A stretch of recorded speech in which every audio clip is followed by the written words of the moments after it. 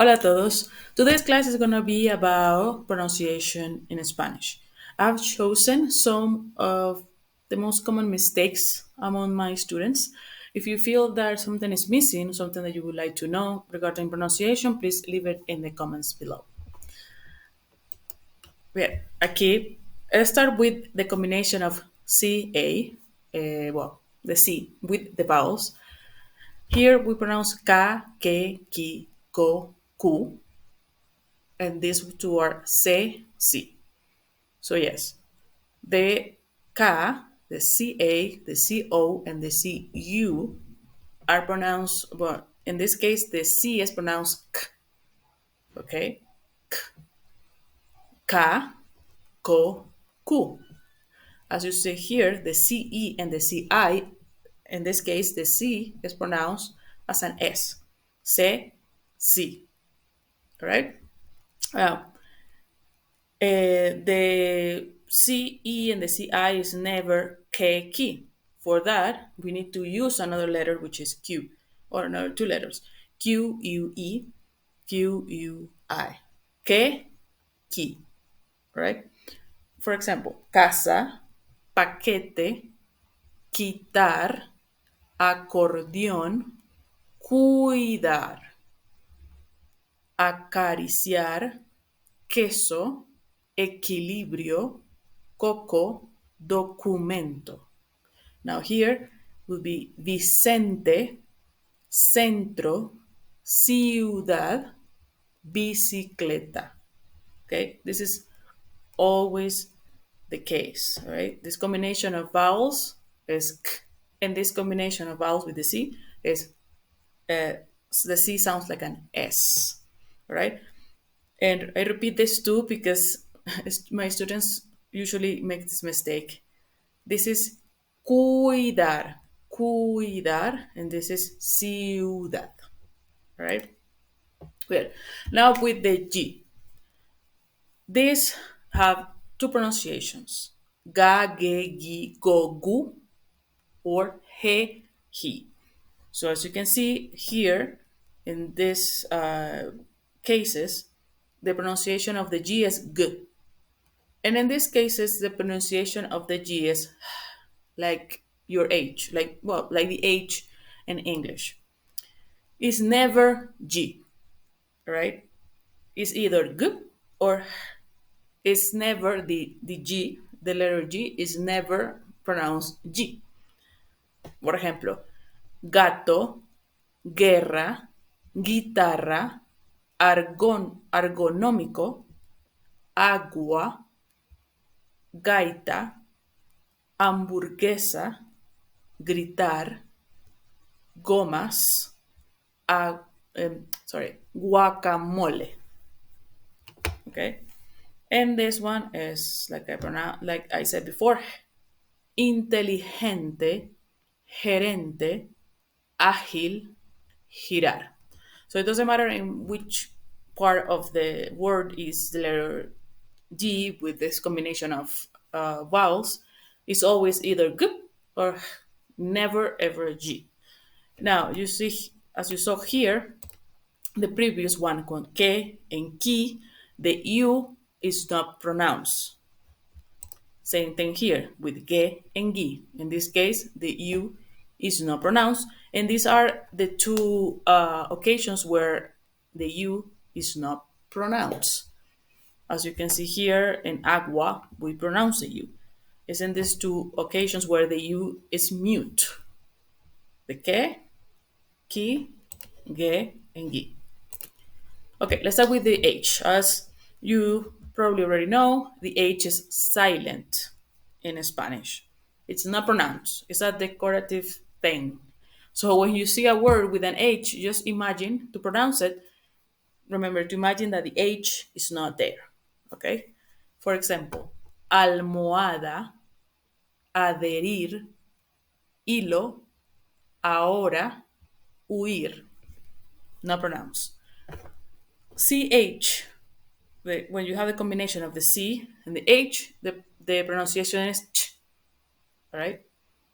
Charla, techo, chicha, chocar. chubasco. So H silent, never pronounce, and the CH is ch. Muy bien. Las vocales. So the vowels are always pronounced the same in Spanish. They don't change the sound. No, it doesn't matter if it's at the beginning, in the middle, or at the end. It doesn't matter what combination of letters they have before or after. They're always pronounced the same. In some other languages like English, the vowels change the pronunciation according to what is next or what is before, but not in the case of Spanish. So we always pronounce the vowels a, e, I, o, u. A, e, I, o, u.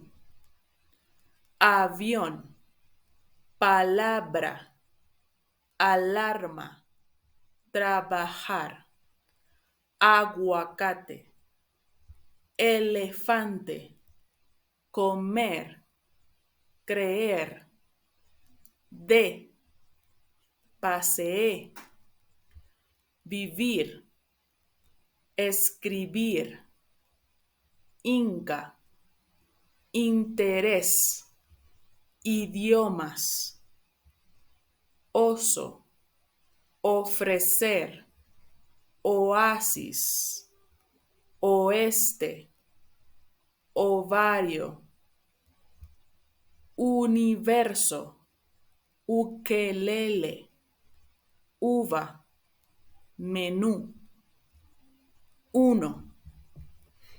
So, as you can see, as you were able to hear, the vowels don't change the pronunciation. Doesn't matter in which part of the word it is.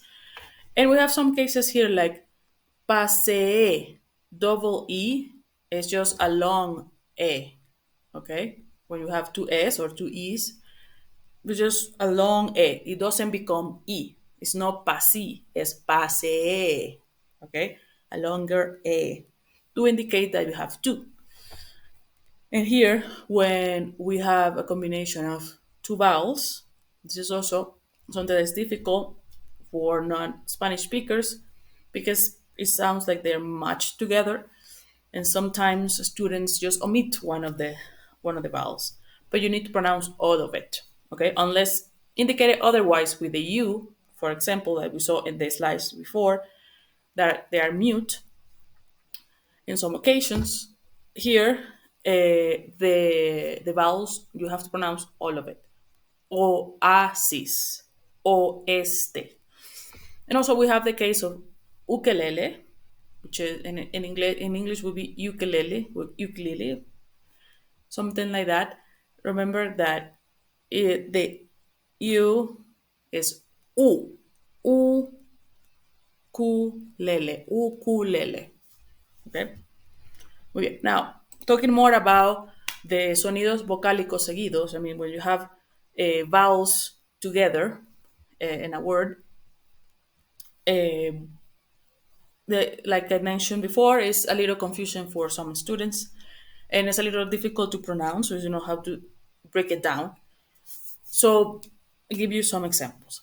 Caos, aos, caos, río, io, río, bueno, bueno, nueve, nueve, Uruguay, Uruguay, crear, aéreo, jaula, cuota, coincide. Luego, we have also something called diéresis. Diéresis is when you see these two little dots on top of the U.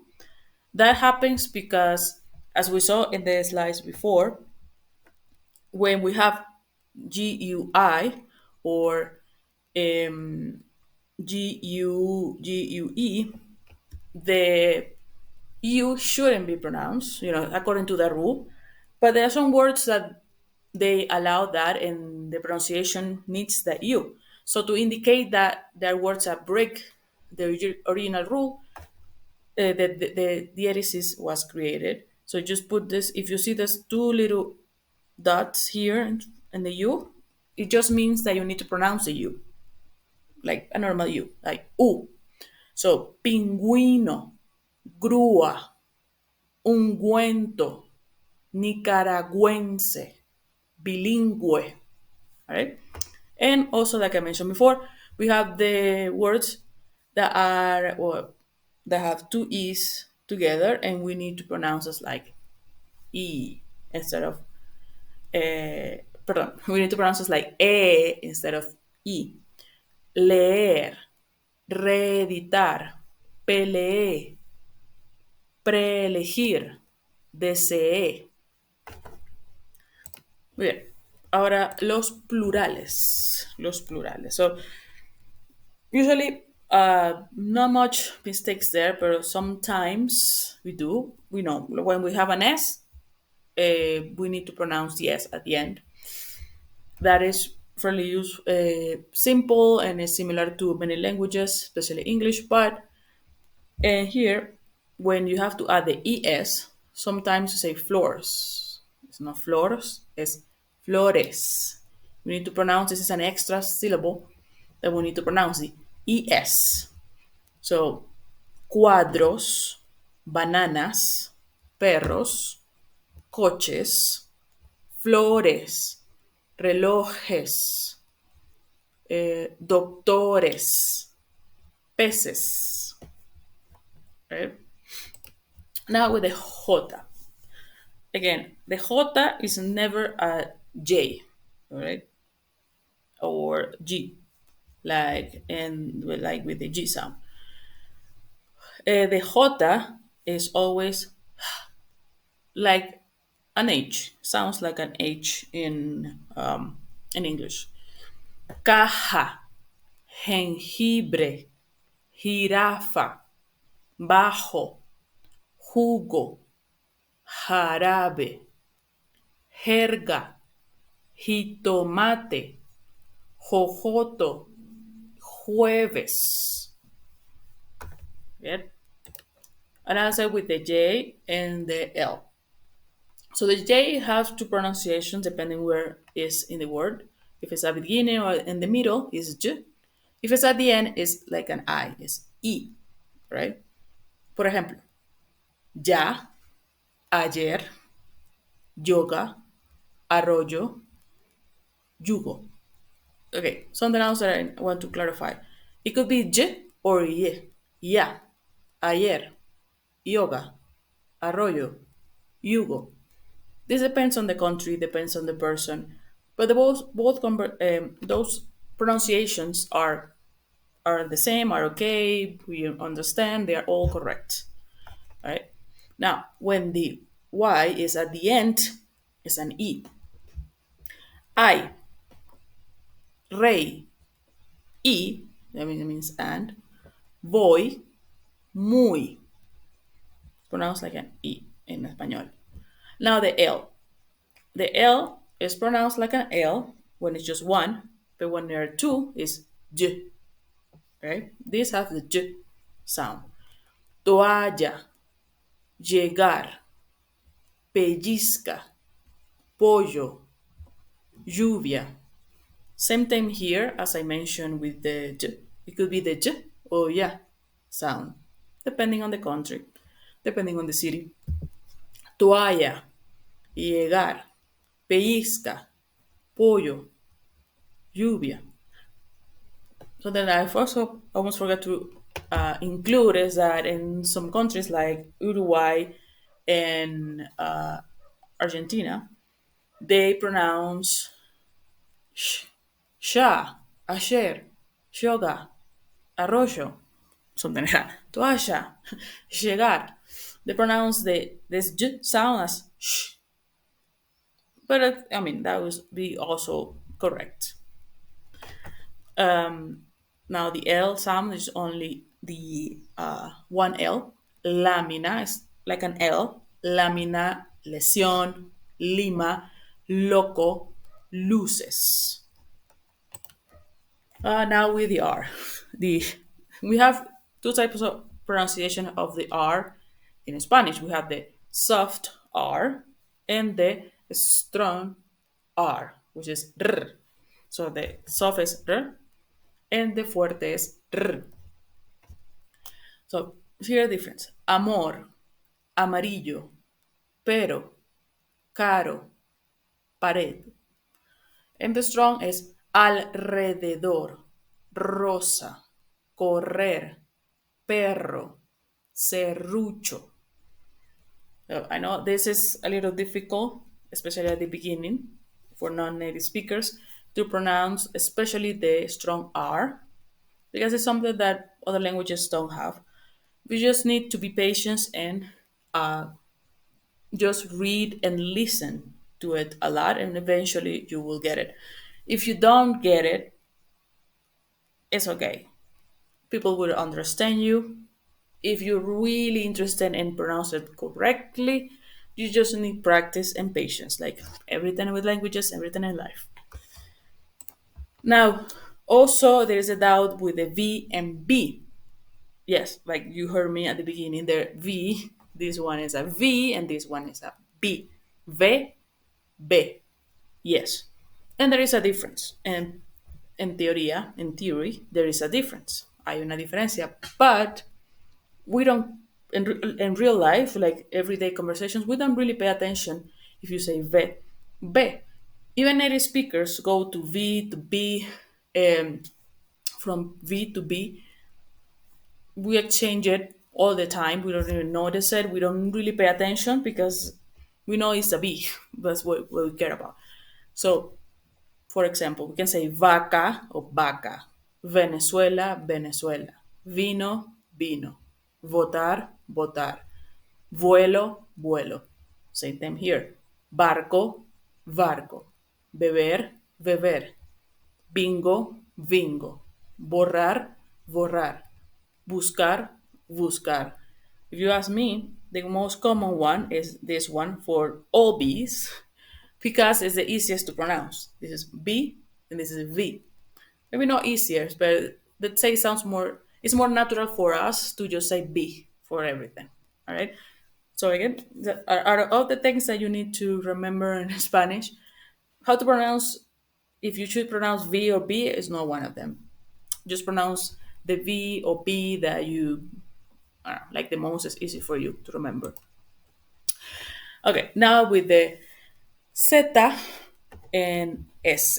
So they are pronounced the same every day in everyday life. All right, we don't really make a distinction between the of two. In theory, the Z is the sounds of the theta is like this, which is only used, I would say, in Spain and some parts of Spain. For example, they will say zapato, pero they also say zacar. They will pronounce the sound for the zeta and for the s. But in Latin America, we will say zapato, Zeus, cáliz, arroz, sumo, sacar, aprendes, vivís, sol or subir. In Spain, they will say zapato, Zeus, cáliz, arroz, zumo, sacar, aprended, vivid, sol, or subir. They will say that in some parts of Spain. Not all Spain use this pronunciation actually. But that's up to you if you want to speak the Spanish version of pronunciation or the Latin American version, which is the S. Okay, and that's all for today. Thank you so much for watching. Again, thank you so much for your support. We're almost 300 subscribers in my channel. I really appreciate that. If you want something more that I would like me to explain, please leave it in the comments. Also, like I said at the beginning, leave in the comments if there's something in pronunciation that you want me to explain. Muchas gracias. Adiós.